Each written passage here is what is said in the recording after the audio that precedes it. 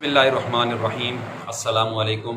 उम्मीद करता हूँ आप सब लोग खैरियत से होंगे और अल्लाह ताला से दुआ करता हूँ कि अल्लाह ताला मुझे सही तौर पर समझने की और आपको सही तौर पर समझाने की तौफ़ीक़ अता फ़रमाए। इंसान होने के नाते बाज़ औक़ात गलती कोताही हो जाती है, तो उसके लिए अल्लाह ताला के सामने मुआफ़ी का ख़ासगार हूँ। इसके बाद आज जो हम डिस्कस करेंगे, जो आपके सामने मैं बयान करूंगा, वो है West Pakistan Muslim family code act 1964। सबसे पहले फैमिली कोड किसे कहते हैं? फैमिली कोड जो है वो एक डिस्ट्रिक्ट के अंदर प्रोविंशियल गवर्नमेंट प्रिजाइडिंग ऑफिसर्स जो है वो अपॉइंट करती है। आम तौर पर ख़वातीन को ही प्रिजाइडिंग ऑफिसर्स लगाया जाता है फैमिली कोड का। ये एक डिस्ट्रिक्ट के अंदर एक भी हो सकता है, हो सकती है फैमिली कोड एक से ज़्यादा भी हो सकती हैं। सिविल जज भी हो सकता है, डिस्ट्रिक्ट एंड सेशन जज भी हो सकता है, एडिशनल डिस्ट्रिक्ट एंड सेशन जज भी हो सकता है, लेकिन आमतौर पर सिविल जज ही होते हैं और ख़वातीन ही होती हैं फैमिली कोर्ट की प्रिजाइडिंग ऑफिसर्स। इसके बाद जो जुरिस्डिक्शन है फैमिली कोर्ट की, वो 12 तरह के मामलात फैमिली कोर्ट डील कर सकती है, सुन सकती है। Section 5 read with schedule of West Pakistan Muslim family code act 1964। कौन कौन से हैं? वो 12 मामलात हैं। डावर अमाउंट, हक महर, डावरी आर्टिकल्स, जहेज़, मेंटेनेंस, खर्चा पानी। फिर उसके बाद रेस्टिट्यूशन ऑफ कंजुगल राइट्स, हक़ ज़ौजियत जो होते हैं मियाँ बीवी के आपस में। फिर उसके बाद खुला, खातून क्लेम करे। डिसोल्यूशन ऑफ मैरिज, जो कि उन ग्राउंड्स के ऊपर हो जो कि dissolution of Muslim marriage act 1939 के अंदर जो ग्राउंड्स मेंशन हैं। इसके बाद कस्टडी ऑफ चाइल्ड, फिर विजिटेशन राइट्स ऑफ पेरेंट्स, फिर गार्डियनशिप, फिर जेक्टिटेशन ऑफ मैरिज। जेक्टिटेशन ऑफ मैरिज ये है कि निकाह पे निकाह कर लिया खातून ने, तो अब जाहिर है निकाह पे निकाह तो खातून नहीं कर सकती, तो ये जेक्टिटेशन ऑफ मैरिज करार दिलवाया जाएगा कोर्ट से कि दूसरी शादी की उसने निकाह पे निकाह, वो गलत है, वो बातिल अवॉइड है। फिर पर्सनल बिलोंगिंग्स ऑफ वाइफ और चाइल्ड, और आखिरी है 12वां matter, any other related matter connected with निकाह नामा। निकाह नामे के साथ जो कनेक्टेड मैटर है वो भी सुन सकती है कोर्ट, फैमिली कोर्ट। इसके बाद ये जो 12 तरह के मामलात हैं, इसमें जिस तरह के अभी आपने ये सुने हैं मामलात, ज़्यादातर तो ज़ाहिर है वाइफ को ही इन इश्यूज़ का सामना करना पड़ेगा। तो अब ये जो किस जगह किस इलाके की फैमिली कोर्ट, किस डिस्ट्रिक्ट की फैमिली कोर्ट के अंदर जो है वो दावा दायर किया जाए, तो जहाँ पर कॉज ऑफ एक्शन अराइज हुआ है, ये सेक्शन 6 है, जहाँ पर कॉज ऑफ एक्शन अराइज हुआ है उस इलाके की फैमिली कोर्ट में ये दावा दायर किया जाएगा, नंबर 1।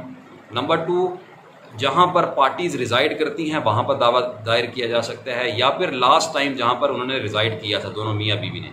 और अगर डिसोल्यूशन ऑफ मैरिज का मामला है या डावर अमाउंट का मामला है, हक महर का मामला है या फिर डिसोल्यूशन ऑफ मैरिज का मामला है, तो जहां पर वाइफ रिजाइड करती है वहीं पर दावा दायर होगा। अच्छा, फिर इसके बाद जो दावा दायर होगा, दावा किसे कहते हैं? दावा कहते हैं bundle of facts and demands to be recognised and enforced against the other party through the civil court, और उसकी एक सब डिवीजन है फैमिली कोर्ट, तो through the family court. Through the family court ये मुद्दई जो है प्लेंटिव दावा दायर करता है। बंडल ऑफ फैक्ट्स और डिमांड्स होते हैं उसके अंदर, to be recognise and enforced, जो कि कोर्ट रिकॉग्नाइज करेगी, इन्फोर्स करवाएगी against the other party, defendant के खिलाफ, थ्रू दी कोर्ट। ज़ाहिर कोर्ट के थ्रू ही होगा वो, फैमिली कोर्ट के थ्रू। अच्छा, जो प्लेंट है, एक तो CPC जो सिविल प्रोसीजर कोड है 1908 का, उसका ऑर्डर 7 है, लेकिन उसके अंदर सारे मामलात लिखे हैं कि प्लेंट में क्या क्या चीज़ें शामिल होंगी, लेकिन यहाँ पर भी अलग से इसमें लिख दिया गया है family West Pakistan Muslim family code act 1964 के तहत। इसमें लिखा है कि जी वही आम बातें हैं जो कि हर दावे में होती हैं कि सबसे पहले कोर्ट का नाम होगा, पार्टीज़ के नाम होंगे, डिस्क्रिप्शन होगी पार्टीज़ की, फिर टाइटल ऑफ सूट होगा, टाइटल ऑफ सूट के बाद फिर ब्रीफ फैक्ट्स होंगे, ब्रीफ फैक्ट्स के बाद रिलीफ क्लेम, जो रिलीफ क्लेम किया वो होगा। अच्छा, अब इसमें दावा दायर किया पार्टी ने, दावा दायर करने के बाद पार्टी रफू चक्कर हो गई, गायब हो गई। अब गायब हो गई तो दावा डिसमिस हो जाएगा, दावा डिसमिस होगा, लेकिन 30 दिन के अंदर जो मुद्दई है, प्लेंटिफ है, दावा दायर करने के दावा दायर जो डिसमिस होने के 30 दिन के अंदर कोर्ट में पेश होकर रीज़नेबल ग्राउंड बताएगा और कोर्ट जो है वो रीइंस्टेट कर देगी उस दावे को। अच्छा, दावा दायर हो गया। दावा दायर करने के बाद कोर्ट जो है वो समन्स इशू करेगी, नोटिस इशू करेगी डिफेंडेंट को और यूनियन काउंसिल के चेयरमैन को।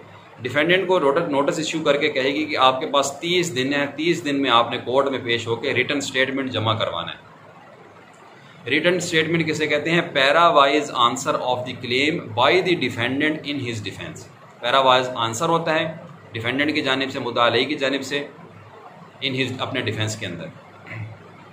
पैरावाइज जो प्लेंट का दावे के अंदर जो पैरावाइज 1 2 3 करके जी वो मुद्दा अलई जो है अपने जो जवाब दावा के अंदर पैरावाइज आंसर देता है उसका।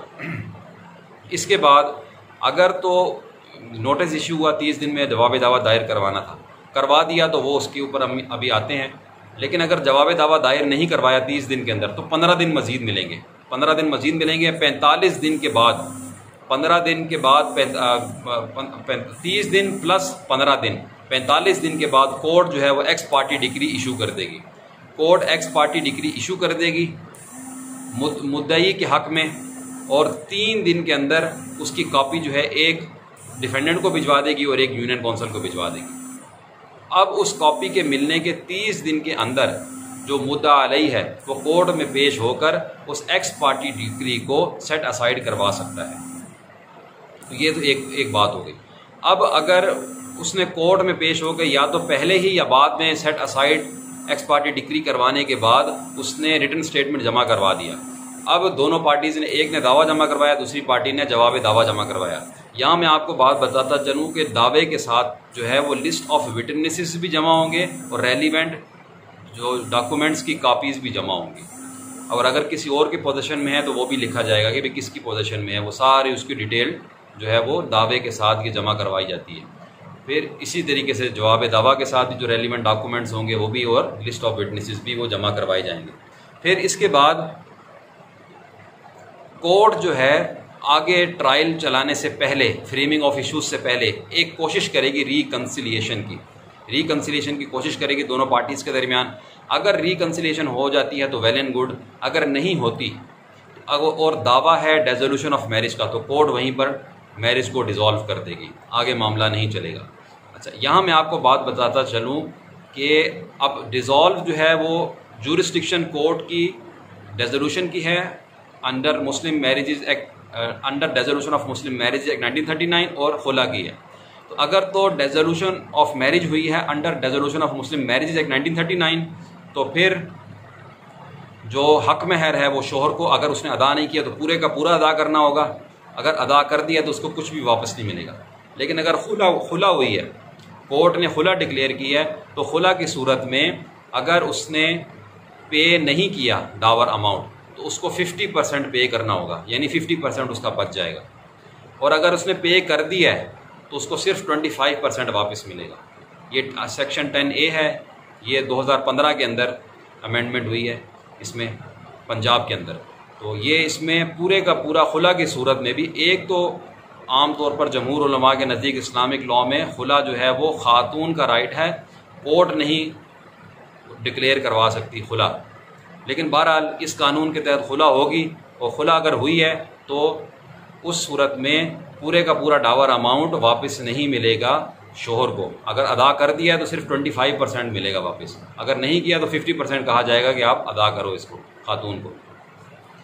अच्छा, ये बात। और फिर इसमें अगर ये डिसॉल्व हो जाती है मैरिज ट्रायल स्टेज के ऊपर तो इसके ख़िलाफ़ अपील भी नहीं हो सकती। डिसोल्यूशन ऑफ मैरिज वाले मामले में अपील भी नहीं हो सकती, माँ सिवाय एक ग्राउंड है कि अगर वो क्रूरल्टी के साथ कि बहुत ही ख़तरनाक किस्म के जो है इल्ज़ामात लगाए गए हैं शोहर के ऊपर, तो शोहर फिर अपील करेगा कि मैंने ऐसा कुछ किया नहीं है, तो अपने आप को क्लियर करवाने के लिए वो अपील दायर कर सकता है। लेकिन आम तौर पर डिसोल्यूशन ऑफ मैरिज के मामले में अपील नहीं होगी। इसी तरीके से जो मेंटेनेंस है, मेंटेनेंस अगर कोर्ट ने डिक्लेयर कर दिया, मेंटेनेंस की जो प्लेंट है वो सेक्शन 17A के तहत प्लेंट दायर होगी। दो तरीके हैं मेंटेनेंस फाइल करने के। मेंटेनेंस का एक तरीका है जो यूनियन काउंसिल के पास दरख्वास्त जमा होगी section 8 West Pakistan Muslim family law ordinance 1961 के तहत। फिर आर्बिट्रेशन काउंसिल जो है वो डिक्लेयर करेगी कितना मेंटेनेंस खर्चा बनता है महीने का, और फिर उसके खिलाफ अपील डिप्टी कमिश्नर के पास होती है, कलेक्टर के पास रिवीजन होता है, वो रिवीजन एप्लीकेशन होती है डिप्टी कमिश्नर के पास। जबकि यहाँ पर जो सेक्शन 17A के तहत जो दावा दायर किया जाता है फैमिली कोर्ट में, अगर मेंटेनेंस 5,000 रुपये महीने का करार दिया है कोर्ट ने तो उसके ख़िलाफ़ अपील नहीं होगी। और जो मेंटेनेंस करार देती है कोर्ट वो 14 तारीख से पहले हर महीने को जमा करवाना होता है, देना होता है बीवी को, शोहर ने। और इसी तरीके से साल के बाद उस पर इंक्रीज़ होगी, कोर्ट डिटरमाइन करेगी कितनी इंक्रीज़ होगी। अगर डिटरमाइन नहीं है तो फिर 10% साल के बाद सालाना उस पर इंक्रीज़ होगी मेंटेनेंस पे।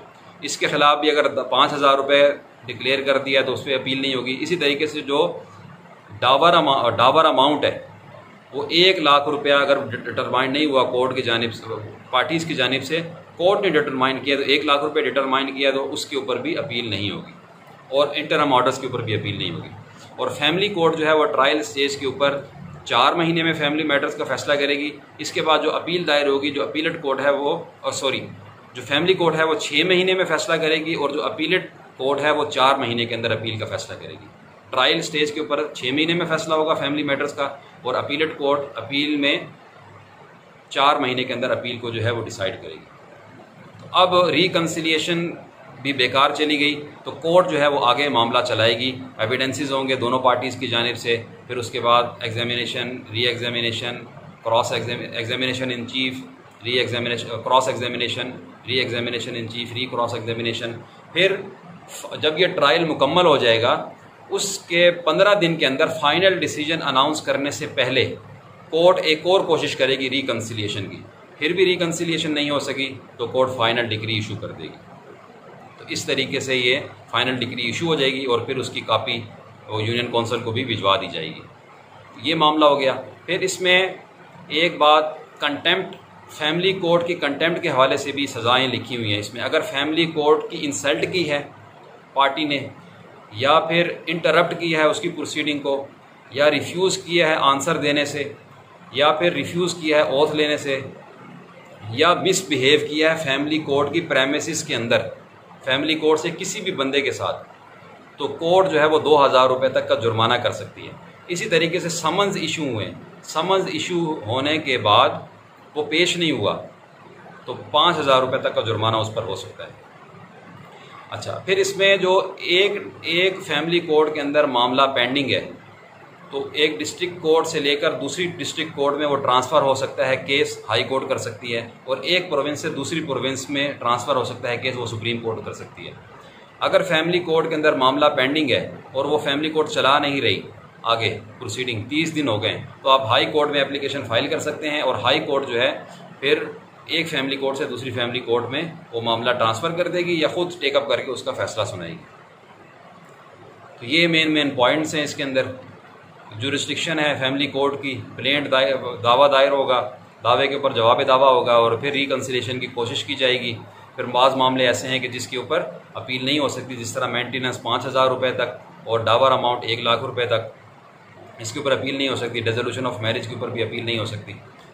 और 6 महीने में फैमिली को ट्रायल की स्टेज के ऊपर फैसला होगा और 4 महीने में अपीलेट स्टेज के ऊपर फैसला होगा। तो ये लुब्बे लुबाब है वो मैंने आपके सामने बयान कर दिया। उम्मीद है आपको समझ आई होगी। Thank you very much.